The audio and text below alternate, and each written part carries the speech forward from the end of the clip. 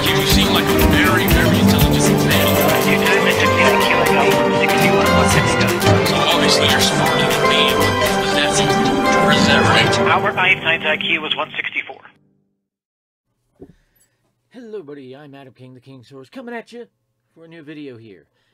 We're going to talk about the top 10 contracts signed in the MLB this year and give my projections on them, what I think they're going to do. But first, as that button says, subscribe to the channels, YouTube, Rumble, everything. Like videos, watch them all the way through. Really helps out all the metrics. Now, let's get started here. And one thing I'm going to point out is look at the teams they signed with.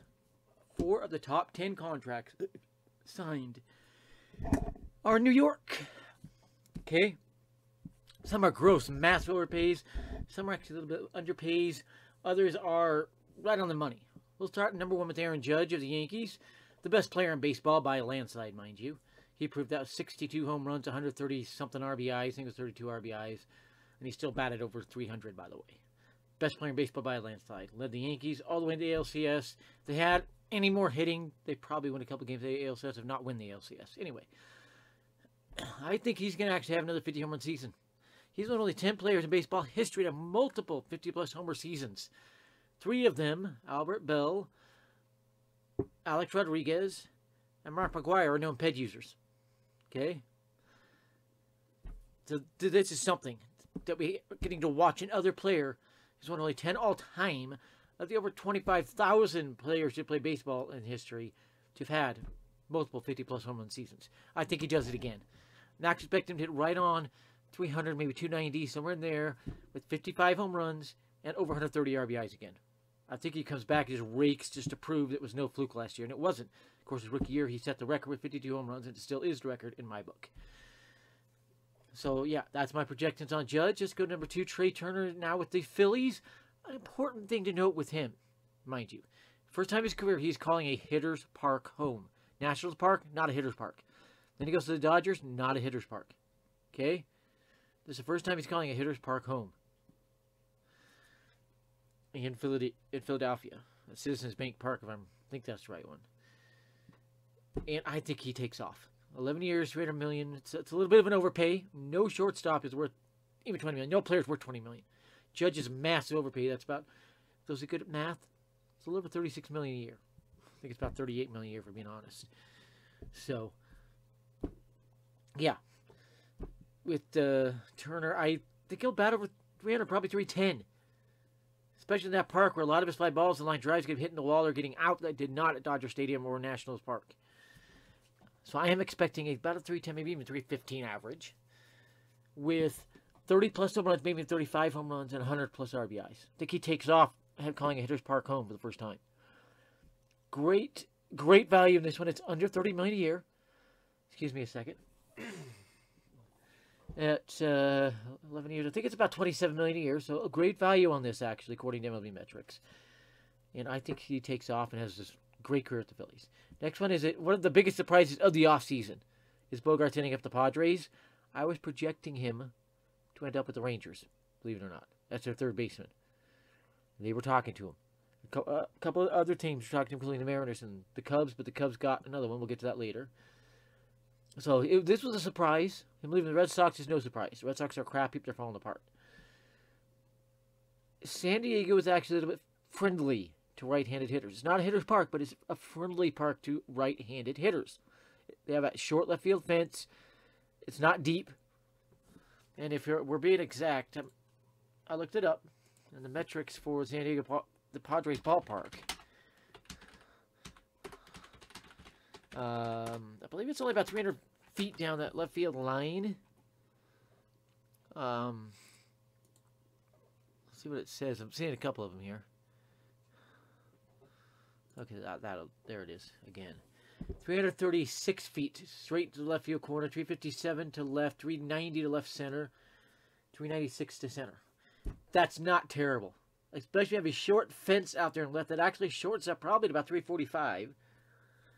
Because you don't need the towering shot to get over the fence as you would in Fenway. And probably about just 300 down left field lines. It's an easy park for left-handed hitters. Right-handed hitters, excuse me. Left-handed hitters, not so much. They did bring the fences in, especially center field. and right, but still, it is not a hitter's park. Okay? It's friendly. That said, 3,100 would actually surprise me. Speaking of Xander Bogaerts.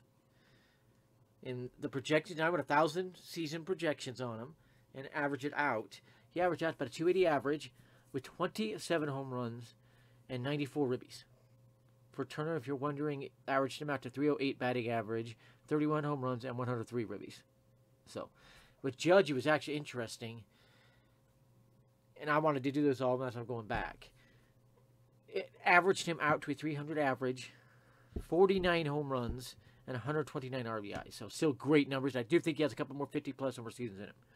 But getting back here to Bogaerts, I would project him to hit about 280. It's about 25 home runs and about 85 RBIs. If he gets to 3,100, I'm going to be too surprised. That left field is pretty friendly to right-handed hitters. A little weird. Left, right. Anyways.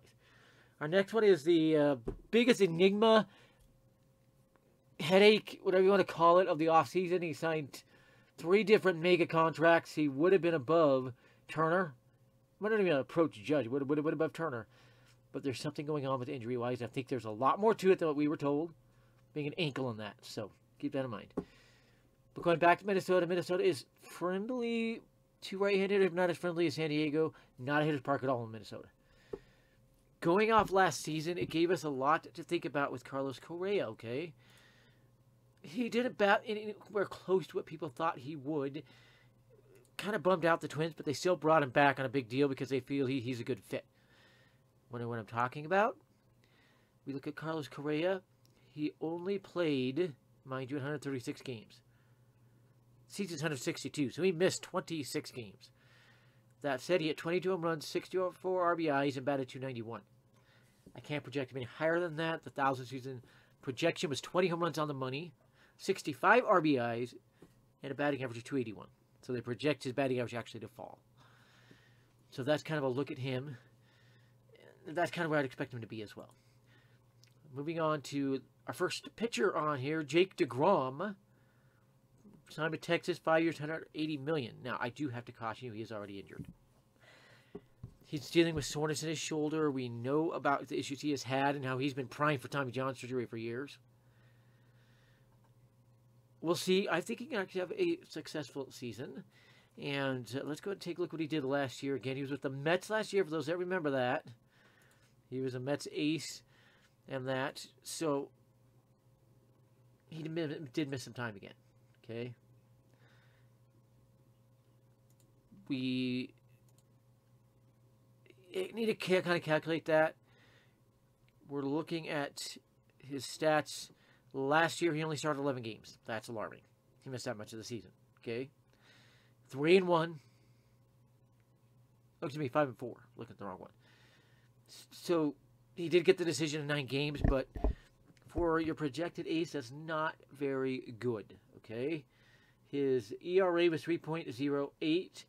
He's going from a pitcher's park in Citi Field to the new, whatever they call it, park for the Rangers. Used to be ballpark in Arlington. They moved into indoor stadium now. And if wondering whether they would do that in Texas where they don't get a lot of rain, it's heat issues. They can actually turn the AC on to drop that temperature down and make it playable in the middle of the day and have day games where they couldn't otherwise. That's why the Astros have an indoor park. It gets hot there. I visited Texas. Been all around Texas from one end of the state to the other. And, yeah, it gets hot there. Trust me. And I went there in the fall. And it was still 90s. Okay? So it gets hot there. Going from the cold climate of New York to the warm climate of Texas is going to have an effect on him. Pitches do not carry as well in warmer climates. If it gets hot and good wind blowing, it does. But when you're indoors, it doesn't. Movement is not as great. How is this going to affect him? Can he even pitch a full season? I think he'll be okay. I'm projecting in 1,000 season projections I ran.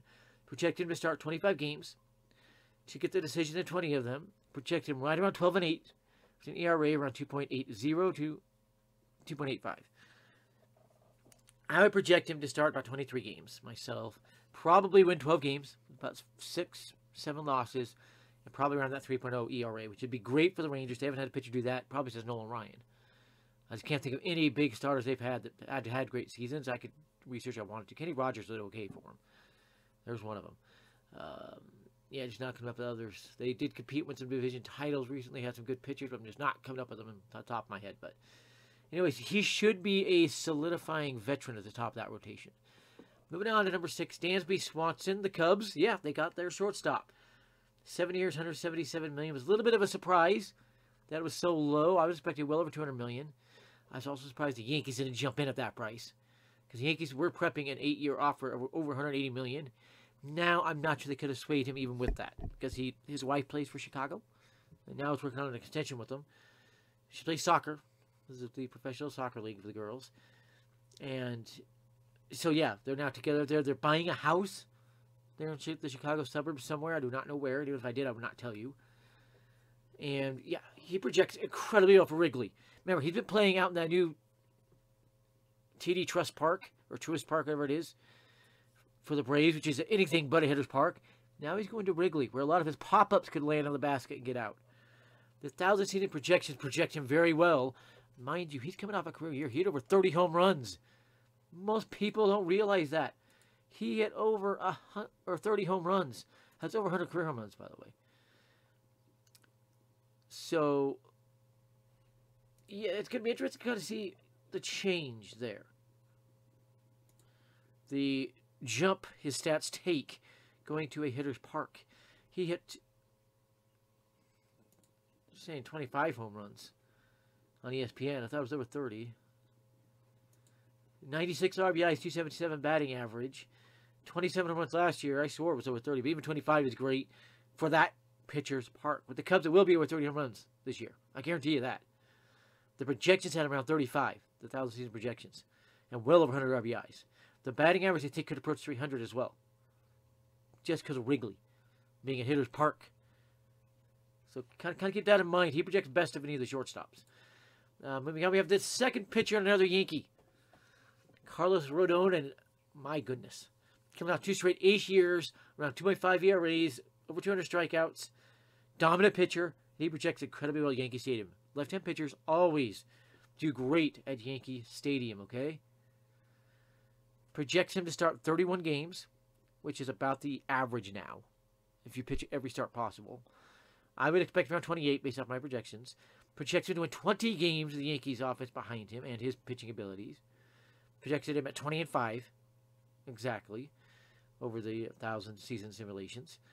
The way you do that, you can use a PlayStation you want. You just go use Sim the Season, write the stats down, go back. You want to have an extra save there at the beginning of the season. Go back, resave it to the extra save, to simulate it again. And it simulates in about a minute, tops. You just turn off trades, turn off everything, just simulate it. Just get the stats. That's one way. There's also software and websites you can go to and do the simulation. So 20-5, it projects him right around 200 innings. It does project that jump up there. And he did, I think it was 160 innings last year. So, yeah. It projects him to take a pretty good jump. And he's been with bad teams, mind you. So, he's going to take a jump. Just being honest. Last year, of course, 14-8. He's going to get more wins. 31 get starts. So 31, 20 starts. He should do that. 178 innings pitched. So 200 innings is not a big jump. 237 Ks. They expect that over 250 in my simulations. So I would say go to Yankee Stadium, which is friendly to lefty pitchers. 2.50 ERA, 20-plus wins, 200-plus innings pitched, 250-plus Ks is not a stretch. He's going to be great for the Yankees. Trust me. Trust me. So, moving on. Brandon Nimmo. Everybody thought he was leaving the Mets. He broke talks down. He just didn't get offers, so he went back to the Mets, and boom, 8 years, $182 million. Wow. This is a little bit hard because Citi Field's anything but a hitter's park. However, they are moving right field fence in a little bit. That brain-dead alcove they had out there straight away right is going to be gone. They're building something new there, bringing the fence in a little bit. Not far. 3,100 makes sense, but I do see the batting average dropping a little bit. Projecting around a 268 batting average with 32 home runs and 104 ribbies. That's kind of what I expect. Let's move on to Edwin Diaz, the overpay of the offseason. 2 straight Mets Told you. 4 guys to New York.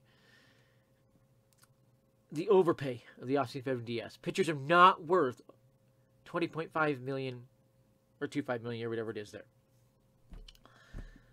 It's just branded overpay. This is going to come back to bite the Mets in the butt. There's no way around it. Projections show him coming back down to earth. Okay? And in a big way. I mean a big way. If we take a look back, last year he was one of the best closers in the game. Did he pitch better than his capabilities? That is a question we must be asking. 32 saves. And I think it was about 35 opportunities. He did blow some saves. So, let's see. 3 blown saves. I was right on the money there. I was right. ERA was 1.31. That's career best. He's not going to be back down there. He's probably going to shoot back above 2. He pitched at 62 innings. He's done that 2 straight years. So he's pretty much settled. He can get to 60, 65 innings pitched.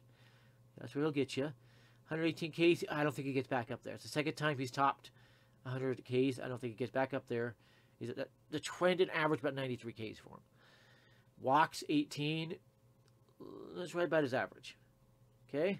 6.6 Ks to walk ratio. It's not a career high, but it's up there. That's going to come back down to earth. So don't be surprised if he falls back to about 25 saves, ERA over 2, that kind of numbers, okay?